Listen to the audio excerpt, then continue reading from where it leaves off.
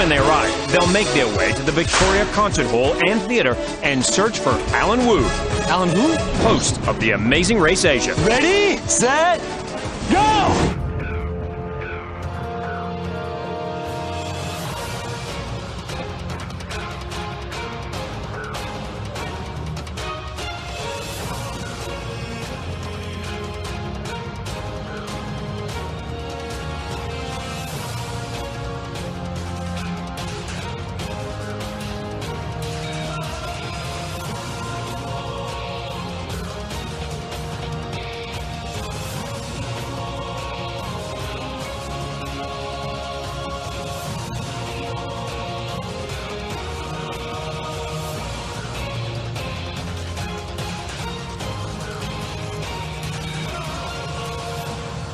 Welcome to the fourth wonderful episode of the URT Number, the Amazing Race Asia podcast from Reality TV Warriors. My name is Michael Harmstone, and joining me as always is the Canadian who is doing the Cabbage Patch right now, despite the fact he's not been given $1,000, Logan Saunders. Morning. And for the first time all season, the Australian who we don't believe when he says that he's never kissed another man before, Ben Powell. What possible reason could I have given you guys to make you believe that? I don't know, but I thought, seeing as though your chat with me was just full of love for JK and Mike, that I would give you a JK and Mike themed intro this week. So, yet another wonderful episode. Yes, I gotta agree with that. After a stumble in the premiere, it's been a much better season since. Well, to be fair, you can't really do a good episode with a starting line elimination.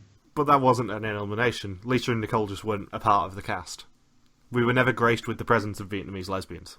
At least that's what I'm telling myself. They got 1984 essentially. Yeah. We were always at war with Vietnamese lesbians. Yes, O'Brien. So, previously, 8 teams raced to Malaysia. At the roadblock in Kuala Lumpur, team members made a daring descent where Vicky and Rachel were left hanging as Vicky missed the flag, but they were saved by a train journey to Penang. Louisa and Treasuri sped through the detour and won the leg, and it was Vicky and Rachel's lucky day as they were saved from elimination. And watching the titles again, I'd completely forgot that Brandon and Althea celebrated over chess. Nerds! Yeah, I was just watching them a bit more closer this week and went, why are they celebrating over chess? I know this is an Amazing Race intro, so it's supposed to be corny, but it was weird. Didn't you see when Kasparov and Fischer faced off, one of them just got dumped with the Gatorade at the end of the match after checkmate? So, teams must now fly to Phuket, Thailand, and, on the whole, find the Phung Nga Elephant Park, where they will receive the next clue. I say on the whole because Vicky and Rachel have their own personal detour beforehand. Wait, personal detour? Yeah, they have to go to that cave and do their speed bump first, which was completely and utterly not explained. Oh, right. I'm still not used to, like, detour referring to an actual detour. An alternative location, Ben. One day I'll be in traffic, and then there'll be construction, and a guy with a big sign will come up saying, "Sorry guys, this is a roadblock." A roadblock? You, my passenger, you do it. Are we going to go skydiving in the middle of this construction site? I don't even know how that's going to work. And Eric and Rona finally get the honeymoon that they wanted. Yeah, that's insulting to Malaysia. I mean, in Malaysia, they're like, oh, this is not the honeymoon we asked for. And then they're in Thailand, and it's like, oh, this is wonderful. Well, not wonderful Indonesia, but Thailand has its own sense of wonderful. So if I'm from Malaysia and I'm watching this, I'm going to be so pissed with Eric and Rona. Yeah, screw you, Malaysia. Imagine I say that every time I talk to Eamon. Screw you, Eamon. Screw you, Malaysia. And, yeah, Vicky and Rachel get a speed bump when they land in Thailand, which they allowed me to believe for a week that we wouldn't be seeing a speed bump on this season, and no, I spoke too soon. God damn it. Alan Wu did confirm it on Twitter. Did they not, mention that there'll be a speed bump this leg? No, when Vicky and Rachel came in last week, he just said that they'd been saved from elimination. He didn't mention any penalty or oh, you'll have to complete a speed bump next leg. And the preview didn't show any speed bumpy related goodness. So we were led to believe that it wouldn't. So were we going to be under the assumption that they just don't have to do anything? Yeah, because that has happened in recent seasons again. The trend in international seasons is going back towards no penalty at all. Huh. Because I'm pretty sure Amazing Race China's recent season didn't have any speed bumps. I know for a fact that Hammerotz's didn't. So it's veering back towards that idea of actually the penalties just starting in last. I did not know that. And Tom and Anita get ahead at the taxi counter due to their linguistic advantage. JK and Mike do not get an advantage, or a linguistic advantage, rather. Now, JK and Mike get a disadvantage by JK just being very, very picky. Classic jailed antics. Yeah, with like JK and Mike and the driver there, just how I was reading what's his name, Alex Lang's written recap, and he was blasting JK and Mike pretty good because I guess there's such a big language barrier in Thailand that's just a waste of time to hold out for a better driver, which is clearly what ended up being JK and Mike's near downfall in this leg, is that they did try to hold out for a better cab driver, and it still didn't help them anyway. But there's not really a huge language barrier, though, because as Alex said, a lot of people do speak English. It's not like Vietnam next week where there's going to be a huge language barrier. I don't know if there's that big of a language barrier in Vietnam now that so many Western tourists go there.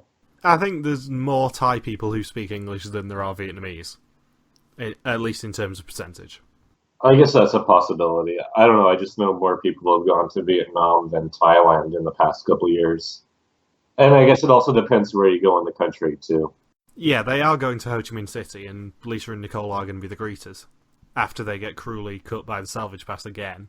But in Lisa and Nicole's case, I think Lisa is half Vietnamese, and Nicole's obviously American, but now adopted Vietnamese. Well, Tom and Anita are Siamese, if you please. Don't say no. So, instead of heading to the elephant park, Vicky and Rachel get a speed bump instead, and they have to enter a cave and find an elephant statuette hidden inside and return it to the altar to the rest of its herd before they can continue on to the next location. Or as Alan would like to say, the elephant in the room. But you didn't say it. I was surprised. I thought he'd be saving that for the actual elephant park, but no, we had an opportunity where Wu could have done a pun and he chose not to. Gosh. Yeah, it was like his Sunday. It was his day of rest for this week. On the third day, he'll pun again. Oh, that's Jesus. And I'm led to believe that Vicky and Rachel only received the speed bump clue in their initial clue on departure. They didn't actually get told to go to the elephant park afterwards. I think as opposed to normally when this happens where they get a speed bump clue or just have the speed bump board waiting for them, Vicky and Rachel actually received the speed bump clue as their initial clue. They were told to fly to Phuket and then head to the cave instead of the elephant park. Yeah, well, I think they had the elephant park in their clue, but the speed bump was like additional information in there. Well, everyone got the elephant park clue went from Malaysia, right? Yeah, but Vicky and Rachel also received a clue after the cave, which is what makes me think that. Oh. Because at that point, they then read out that they had to go to the elephant park. Maybe they didn't receive the elephant park clue then. So they got the speed bump clue as the first clue? Yeah, I think their speed bump clue said fly to Phuket and then head to the elephant cave, or whatever it was. Interesting way of structuring it. And I said this to Ben earlier, but I think in any other team's hands, the speed bump probably would have been a bit of a damp squig, but because it was Vicky and Rachel and they're so over the top with everything, it was actually not a terrible one. It looked like a deleted scene from The Descent. Really? You haven't seen The Descent? No. Oh my god. I don't watch films. I know Logan doesn't because he doesn't watch horror films, but still, it's like The Descent, you know the... I don't watch horror films. Oh my god. You two are a bunch of squares. God. And that was the day that Ben quit the You Are Team Number podcast. You do know that the only film we've referenced in the past 2 weeks is UHF, right? Yes. And my insistence in week 2 that Logan was just being over-the-top racist. So, Vicky and Rachel obviously complete the speed bump quite quickly, despite freaking out slightly over there maybe being snakes and everything else in the water. And everyone else has to prepare a breakfast of pineapple leaves for an elephant before heading down to the river to find the elephant and riding it back and feeding it. And once the elephant is fed, they receive the next clue. So I'm led to believe from the task that the pineapple leaves were actually like spiked. Yeah, thorny. Thorny, yes. So can elephants eat that? Or are they going to mulch it down further? Because, like, you know, if they can't eat that, I can't imagine them, like, just feeding it to the elephant and it's like, and them enjoying it, like, yes, I am sure I'm enjoying this, my throat being cut up right now. That was my elephant noise, if you hadn't figured it out yet. It sounds like a bird, but it's actually an elephant. I think the elephants actually picked up the leaves straight away, so I'm assuming that they can eat them. I'd like to think so, because otherwise it'd be like going to a dog sanctuary and having to make them a chocolate breakfast. Yeah, some Amazing Race Asia killing elephants in the place where they're sacred. Or it could just be a case of going to a cat shelter and scaling the fish to feed them their tuna. Yeah, sit in the remains of fish guts and all this sort of stuff while you feed these poor cats who are probably going to die in a few days. Isn't this fun? It's not Hammerorts. Hammerorts would probably do that. Or make everyone depressed. Go to a cat cafe and sit in a tub of fish guts. So, Perul and Maggie wear sleeveless shirts and they discuss these problems with the leaves being thorny. And it begins to rain and Chloe can smell elephant dung. And then Diane would have loved the elephant dung. I don't know why Chloe would complain about it. Did someone lose their shoe? I think Louisa or Treasuri lost a shoe. Yeah, Treasury said that her shoe was slipping. I don't think she actually lost the shoe, but I think it was getting stuck in the mud. And Eric and Rona have ponchos, which are never mentioned again or appear outside of the taxi, which is hilarious. And then we get JK and Mike's taxi ride to the elephant sanctuary. Yay. What was on that brochure? Something that could not be shown on screen. We can only speculate. I'm going to guess massage parlour. Thai massage parlor? I can see that. I think it was probably massage parlour rather than the other option of probably Ladyboy Show. That's what I was thinking. If it was Ladyboy Show, I'm not sure they would have at least censored it. Maybe it was just something, a copyrighted image or something, I don't know. Yeah, the massage parlour's more likely, I think. Especially if it was words on it like discreet and things. I wish that the Thai massage parlor was one of the sponsors for this season. That would be interesting at the start of each episode. Well, Amazing Race Australia 3 had a Thai massage task. But they didn't get to sponsor it. It wasn't like, oh, grab Indonesia, wonderful Indonesia. Oh, that Thai massage parlor where if you spend your money right, crazy things can happen. Yeah, Grab sponsoring a massage parlour probably wouldn't be very appropriate. That's what I was thinking. I was about to say, Grab Indonesia sounds fine because it's the known car thing. Grab Thailand, bit iffy there. I worry when I'm on the same wavelength as you, Ben. That just means that my psychic powers are growing. And Louisa and Treasury get ahead by having a fast elephant. And did you notice that Mike told JK not to worry about hitting him in the face? He didn't say that last week. I think Mike's just accepted that he's going to get physically assaulted by JK unintentionally one way or the other every single episode from now on. I'm looking forward to the episode when Mike just blows up on JK. Because it's coming. It's in the cards. They're definitely pointing towards that happening. Probably in their hopeful elimination leg. Blow up of the day. You don't have to make a new radio feature for them every week, Logan. We had 2 last week. You could have a week off it. Or just be like, play of the game, and it just shows Mike hitting JK off the side of a boat with an oar. Lifesaver. What are you doing, Mike? I'm in the water. We're terrible people. But that's kind of what people come to the podcast for. The only Amazing Race Asia podcast where there are terrible people hosting it. And Tom and Anita see Louisa and Treasury as threats, which is obvious because, spoilers, they win a second leg. And they currently have like a 1.75 leg average? Yeah, which would put them approximately 5th worldwide, if the season were to end now. Oh boy. I've got to ask, is there anyone more unlikely to be dominating the season than Treasury and Louisa? No, because currently the top female-female team average is Steph and Kristen. Then it's Valerie and Bogdana. I don't just mean female teams, I mean teams in general. I would say not. No team with I suppose, a nerd archetype, for want of a better term. I know Brandon and Alphaeus were more nerd archetype, but Louisa and Treasuri are basically the female nerd archetype, and they're dominating. I don't think any team with that sort of archetype has ever dominated as much.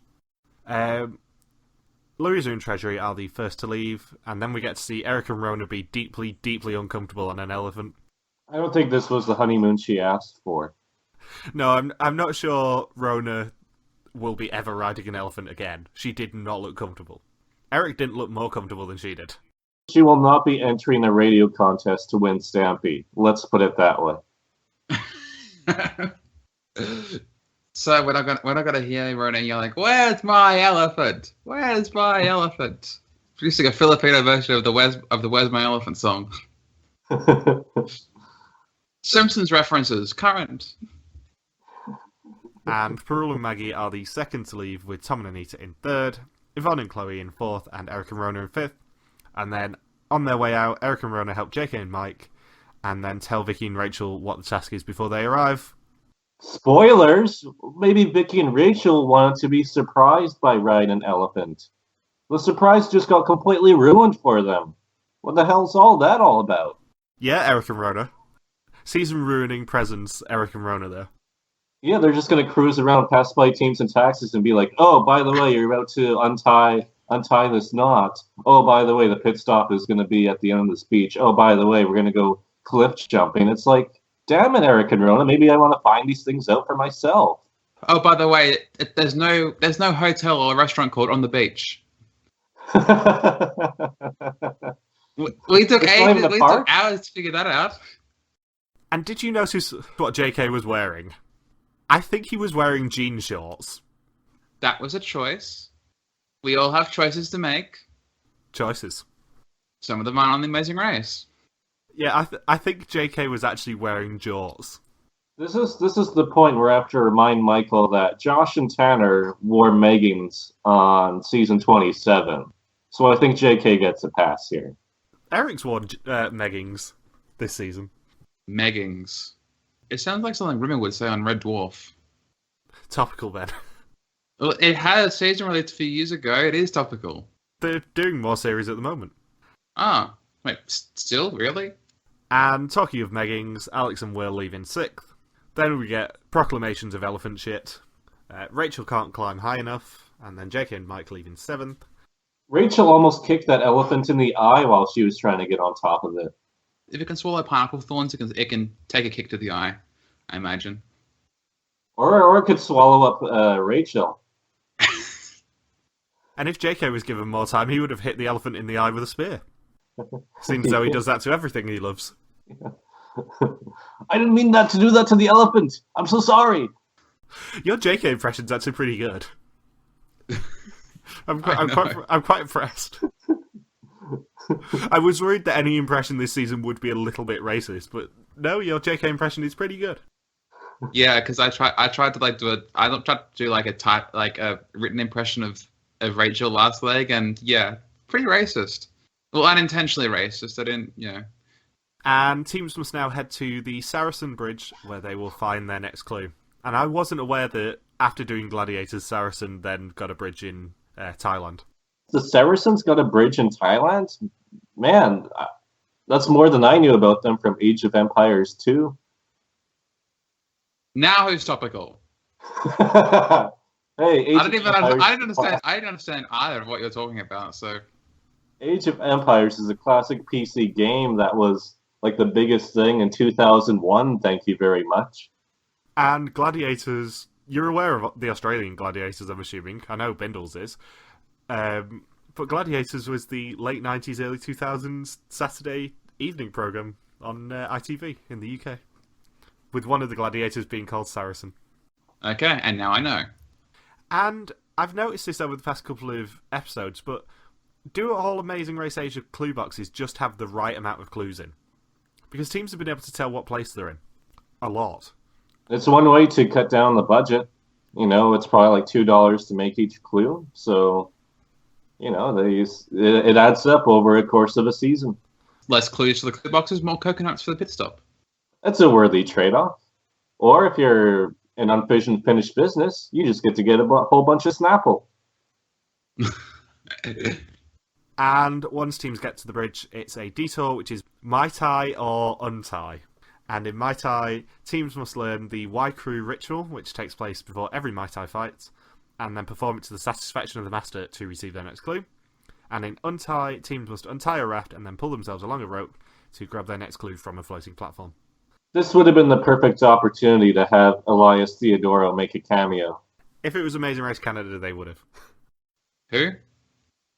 Hey, we don't do that on this podcast. I'm confused. What? Elias Theodorou, he's the guy who was in mixed martial arts that was on Amazing Race Canada 3. Oh, he was the first boot. Wasn't he the instructor for UFC on Big Brother Canada 4? Yes, he's the first. He beat Jillian and Emmett to being on both Big Brother Canada and Amazing Race Canada. Suck it, Jillian and Emmett. Pretty much. And which detours would you have picked? Muay Thai. I would have also chosen Muay Thai, even though it's the subjective one in this case. I think I probably would have picked untie, because, at least it's in your control. It's your own damn fault if you get untie or not. And it's not like they weren't in exactly the same place anyway, so it's very easy to switch. So, Perul and Maggie flirt with their Muay Thai instructor. Boo. Not to be confused with Boo of Survivor Fiji. Or the enemy in Mario games. Actually, he decided to take a trip from Louisiana to Thailand to host an Amazing Race Asia task from his side job of like owning a bar and recruiting people for Survivor and whatnot. But if you were looking at him, he wouldn't have been able to show you any of the moves because he would have just hidden his face. Yeah, he tore his ACL, so there's no way he could have done any of that. Oh, let's pop it back in place. And apparently Treasury knows how to untie a knot. How on earth has someone on Amazing Race Asia trained to untie knots? She's like the Elizabeth Taylor of the Amazing Race Asia. Just any knot that's tied, she can just untie it. She can probably do that 7 times. And she should probably train Tara Basro because she's currently being kidnapped and tied up somewhere, isn't she? She got sold off to Malaysian pirates. I think we should try and come up with a more elaborate lie for Tara Basro every single week until she reappears. We shall travel on a boat to the depths of Penang and Kodak Kinabalu. That was a truly awful pirate. It was a Malaysian pirate. I believed it. I was truly engrossed in the pirate story. It can't have been a Malaysian pirate. It didn't end with the word la. We've kidnapped Tara, la. Alright, we got our booty and we'll sail out to the 7 seas. La. See, is that better? Yeah, that's better. Good thing that was better. La. We're trying to find the $100,000 La. And Tom and Anita underestimated Louisa and Treasury. It's just building up to someone U-turning each other, isn't it? Pretty much. That's what I gathered from this episode. Either both teams make it to the final 3, or Tom and Anita ultimately U-turn Louisa and Treasury out of the race. Dun, dun, dun. I love how much of a one-sided rivalry it is. Yeah, because, the thing is the thing with Louisa and Treasury is they care so little that they always look ahead. They never look behind them to see all the people that are talking about what they see in front of them. That's the way around the race. Especially when you're that dominating. And Untie only has 4 stations, so Alex and Will have to switch to Mai Tai. Or choose to switch to Mai Tai, I should say. Or they can just pull a Vicky and Rachel like last week and just sit there for half an hour while taunting one of the other teams with the worst pun ever. No. Pretty terrible. And Louisa and Treasury leave Untie in first, and teams must now find the Wat Mai Cow Temple to find their next clue. What? My cow? My cow? Or Macau? They're in Macau. They can just go to Macau. It's like that acting exercise where it's like, me, you, me, you. You know that? Isn't that Night at the Roxbury? You, me, you, me, you, me. I don't know what those words were. Well, I know what me and you were, but I don't know what Night at the Roxbury is. It's Will Ferrell and Chris Kattan's best movie from 1996. I thought it was Settlers of Catan. Settlers of Chris Catan, yes, that is also a board game. That's Chris Catan's post-Saturday Night Live career. Also, just going back to the active route info, I cruelly had the opportunity to ride an elephant taken off me because the cruise ship stopped offering it, despite the fact we paid for it. Did you get your money back? We got like $10 off them for it for some reason. Did you balance it on the back of your hands? Sadly not. It was part of our trip to Ayutthaya. We were supposed to have an elephant ride as well, and that got cruelly taken off us because of, I don't know, cruelty issues or something. Cruelty to you? Yeah, exactly. I wanted to ride a damn elephant. I wanted to have a picture like Eric and Rona looking shit scared. And what was the deal with JK? You know, at the Muay Thai task, trying to check out all the female racers who were across down at the beach at the untying detour option. I can't believe he didn't find Treasury's wetsuit attractive. I'm sure he did. It was edited out. Everyone else was in a bikini, and Treasury was for some reason in a shorty wetsuit. I haven't seen this outfit in my magazines. Why did she pack a wetsuit? Well, I mean, Francesca did that in Amazing Race Asia 1. I mean, it's believe it or not, Michael, when female racers choose what they pack to wear for swimwear, it is not meant to impress JK and Mike. They can wear whatever they want. In the list that everyone has of, oh, what should I bring on the Amazing Race? I don't think anyone really has wetsuit that high up. Let's bring something that never ever dries. Ever. Discarded after one use. Yeah. Something that needs to be deep cleaned every time it's used. Let's just bring that around Asia for 10 legs. What could possibly go wrong?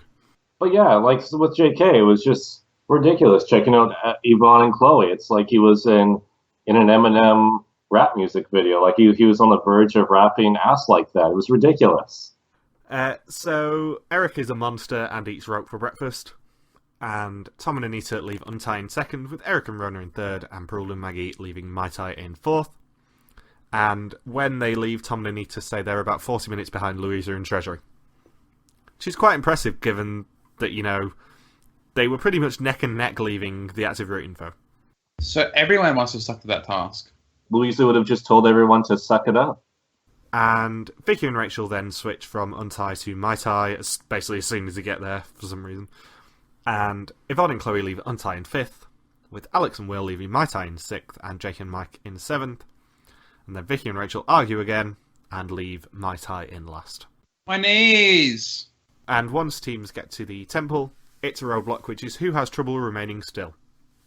And in this roadblock, one team member must recreate the Survivor Thailand Final Immunity Challenge, and remain still for 15 minutes, whilst balancing coins on the back of their hands and on top of their heads. If any coins drop, they have to restart, and once they complete 15 minutes, they receive their next clue. I prefer to recreate the challenge. Just like, here guys, here's an elaborate put together immunity challenge. Now you have to put it back in its box, and do it right. Otherwise, you won't get your clue. And I believe Probst called this a Khan in Survivor Thailand. Huh. Khan. Thank you.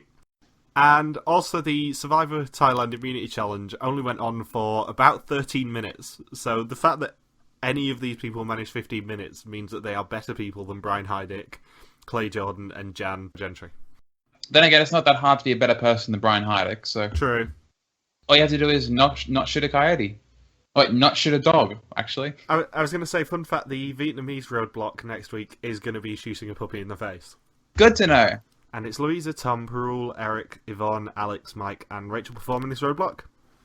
And Louisa fails twice. Tom doesn't know how to sit still. And Perul has a pointy head. And then Tom fails.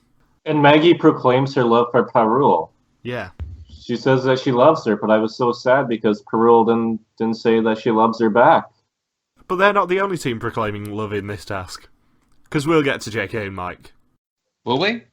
Yeah, eventually. Can't we just, go past them? Like every other team this leg? And Louisa and Treasury leave in first after their third attempt, and with a cameraman in the shot.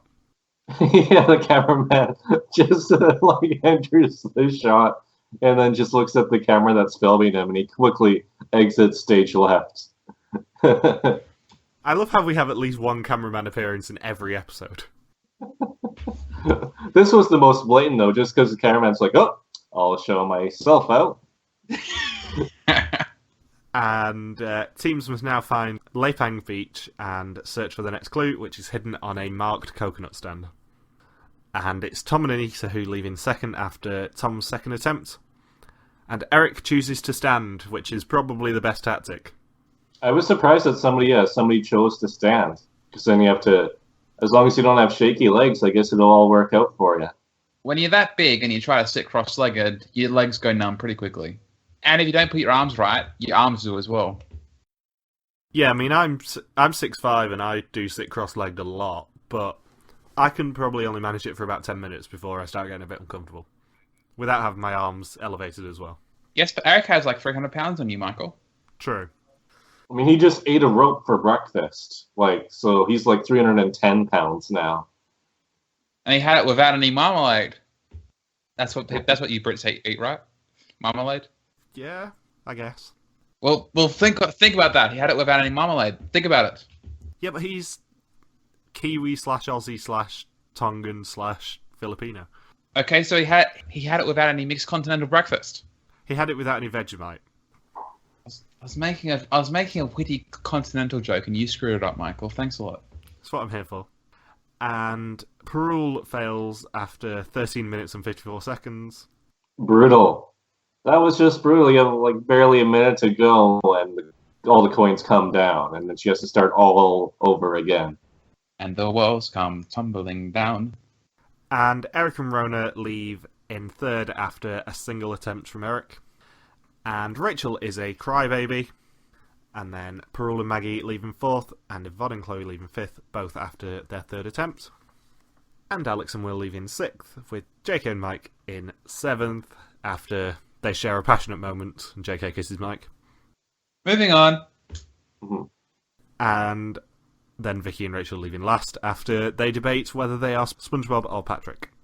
They have SpongeBob SquarePants in Asia? Apparently so. I guess they did just play with prickly pineapples under the sea. Have you seen the ads they have on for Amazing Race Asia on AXN Asia? They're very intense. They're very intense about their Western shows. Plus, I imagine there is a child or two in Asia as well, and they might enjoy watching cartoons. I mean, the MacGyver ads almost made it look watchable.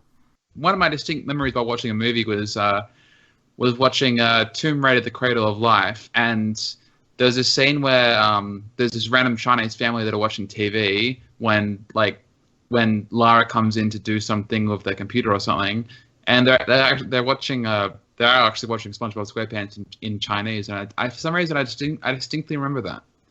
It's stuck in my memory, just hearing those two characters talk in Chinese. And you say that we reference old films. Angelina Jolie is timeless. Yeah, but the Tomb Raider films really aren't. Yeah, they're still forever watchable though. With the Amazing Race Asia commercials, I was surprised they list what season number it is for the TV shows that they advertise. Like they'll say NCIS Los Angeles 7. So they actually list what season it is that people are watching on that network. Or the Blacklist 4, they also did that as well. MacGyver won. MacGyver wins nothing. Aha! Nobody's ever made that joke before. And after Logan's request last week, we get a Caltex appearance. Yeah. It's a JK crying meltdown Caltex cameo. And when the cab driver goes put more gas in, the hose is too short. Yes. Talk about your obscure references there. That's what I was thinking about. It's like, oh man, we get an unintentional Amazing Race Asia 3 season premiere callback, also in Thailand. All bad things at Caltex gas stations happen in Thailand. And are you more of a SpongeBob or a Patrick? I haven't watched enough SpongeBob to really know. Although I do know that David Hasselhoff is in the movie version of SpongeBob, so I'll say I'm more of a David Hasselhoff than a SpongeBob or a Patrick. He follows me on Twitter. The Hoff? Yeah, the Huff follows me What? on Twitter. Interesting. You're not even from Germany, Michael. What can I say? I'm just so marketable to so many people. So once teams get to the coconut stand, they have to collect 2 coconuts and then head down the beach to the pit stop. The last team to check in may be eliminated. And Louisa and Treasuri offer Alan some fresh coconuts, which did sound a little bit like Kelly and Marie when I said fresh. And they win the leg again. And what do they win? Absolutely nothing. Stupid! Kentucky Fried Movie reference, really? And you're calling my movie reference old? Oh, 2003. That's so old. Not as. You know what's much more recent? 1970. UHF wasn't 1970. It was like 1985 or 1986-ish? You get the idea. That might have been 1970 in Canada, but still. Yeah, My Bologna had just come out by Weird Al in Canada at that time. Thought so. And another one rides the bus. And Tom and Anita are second. And then Eric and Rona walk down the beach, and because they can't find it, Rona has a little meltdown while carrying a shopping bag. Future reference, down the beach is not a restaurant or a hotel. I really want to open a restaurant named that right on that beach now. Maybe that's what Eric and Rona can do with their inevitable winnings. Yeah, they can open that up in the Philippines. Yeah, the Down the Beach restaurant chain. It's like Down the Beach restaurant. It's just down from that. It's just down the road from that place, and which is also in reference to a place that will switch out your tires for you. It's also a train. It's a restaurant train. Get it? It's a play on words. Yeah, I get it. And Perul and Maggie coming in third, with Eric and Rona in fourth, and Yvonne and Chloe in fifth. I'm annoyed. Why? Because Perul and Maggie came in third instead of fourth. Exactly. Sabrina and Jojo at least had the decency to go 6th, 5th, 4th, 3rd, 2nd. Perul and Maggie, no respect whatsoever. I can't support them anymore. They're the worst team ever. At least Eric and Rona went back to their traditional position of fourth after a blip last week of sixth. True. And Rachel says that she's just trying to find Alan Wu. And then JK strolls, leaving Alex and Will to come in sixth, and JK and Mike for the third leg on the trot, being second last. At which point, the suns come out, so the ones have come out. And Vicky and Rachel checking in last. And this time, they're eliminated. Sad face. This was right around the right time for them to go. Yeah. I like Vicky and Rachel, but I think that they would have probably got a bit annoying. Over JK and Mike? Oh no. Obviously, my hatred of JK and Mike is very, very well documented, and JK is very, very aware of it. Why do you hate me so much, Michael? I've never done anything to you. I like the fact that I keep just getting a notification every so often saying, Gerald Coe has liked your post. Michael and Logan have returned to... Nobody has called me Gerald since I was in the 7th grade. You fool! I do hope that is actually a good impression and not actually absolutely racist. It is quite a good impression. If you go back and watch JK speak, Logan's actually done quite a good impression of him. It is, of course, still slightly racist, but you know. Yeah, there's always that fine line when there's in this case 3 white guys doing an Asian accent. It's sort of like it can go very much into John Wayne and Breakfast at Tiffany's territory very quickly. And you wonder why I've been not doing any new impressions this season, Ben. I'm acutely aware of the fact that it would probably come across as being a little bit racist. I would like to point out that apparently the 3rd and 4th episode hasn't been uploaded onto the official AX and Asia website because of supposedly illegal streaming. And clearly it's worked out well for them because here we are, a Canadian, a Brit, and an Aussie talking about the newest Amazing Race Asia episode. So they really protected their content. Yeah, good going, guys. And the fact that we've given all the sponsors such wonderful prominence in the podcast between the grab jokes and the wonderful Indonesia references. Grab Malaysia, not what you think. We didn't even reference Maggie. We didn't even reference Maggie Sand this episode. Like we kept it cleaner this episode. Exactly. And we only had one Tara Basro joke, and Malaysian pirates. Yeah. La. So next time, Lisa and Cole return after being salvaged once again to go to Ho Chi Minh City with the teams. Tom and Anita shout at each other. Anita! Teams compete in a luck challenge, and a gross food challenge leaves some teams queasy. I know it's been well over 5 years since the last Amazing Race Asia season. But one thing I do love about watching the Amazing Race Asia compared to, say, Amazing Race US visiting Asia is it always seems to be whenever they showcase the culture or the tasks or all that sort of stuff, it always seems to be much more involved rather than the sort of like very stereotypical sort of thing they do in the US version. Yeah. Who do you think's going home next? If all goes well, JK and Mike. I'm gonna go with Alex and Will, just because they have not done well in every single leg so far. At least JK and Mike will occasionally crawl up the standings. They came second last leg. After 3 equalizers where they were pretty much near dead last, though. They came second last leg. That doesn't count. I also was amused by Alex and Will at the roadblock, because the whole time while Will is doing the roadblock, Alex is like, don't think about the burn. Do not think about the burn. Do not think about how much your arms are aching and shaking right now. It's like, that would be the last thing I would want to hear. No, I forgot what I was saying. Is there anything else to say about this episode? Is it too much to ask for an all-female Final 3 this season? Yes, because Eric and Rona are doing it. Canadians don't allow an all-female Final 3, apparently. The unstoppable force that is Eruption and Rona are going to make it to the Final 3. Eric and Rona will erupt like an elephant trunk to get to the Final 3. And what does that sound like, Ben? Tweet. I expended a lot of energy there, and after they erupt, they'll open a restaurant called Down the Beach. Yeah.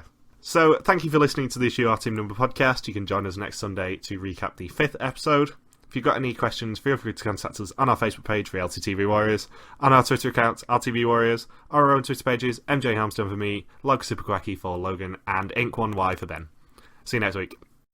If you don't want to hear any more of Logan's postcode jokes, like, comment, and subscribe. Alright, peace out. But yeah, like with JK, it was just ridiculous checking out Yvonne and Chloe. It's like he was in an Eminem rap music video. Like he was on the verge of rapping ass like that. It was ridiculous. And just out of interest, what would that sound like? I don't know what it would sound like. I would assume it would have a couple Alan Wu puns there. It'd be like, the way you shake it, I can't believe it. Never seen ass like that. Way you move it, you make my slinky go doing, doing, doing. Away from how Rule moves, she's like a belly dancer. She's shaking those bones to the new side jam, yeah. I think Mike's at the door, but I don't think I'm an answer. Tara saying, freeze, doing, doing, doing. What do you mean, freeze? Please, I'm a DJ, I have needs. I'm not done until I finish peeing in this bottle. I'm not resisting arrest. I'm agreeing, Miss Bajo. I'm already on my knees. I can't get on the elephant down any further. It's impossible for me. And do not treat me like a murderer. I just like to pee. I play R&B. When Kendra from season 6 meets Asian, she goes, bring a chong, Vanessa Chong, Pamela Chong a ching. Psych, I joke, I kid. If I poke Mike in the eye, I'm sorry. Please forgive. I am JK, a radio puppet. I can get away with anything I sing and you will love it.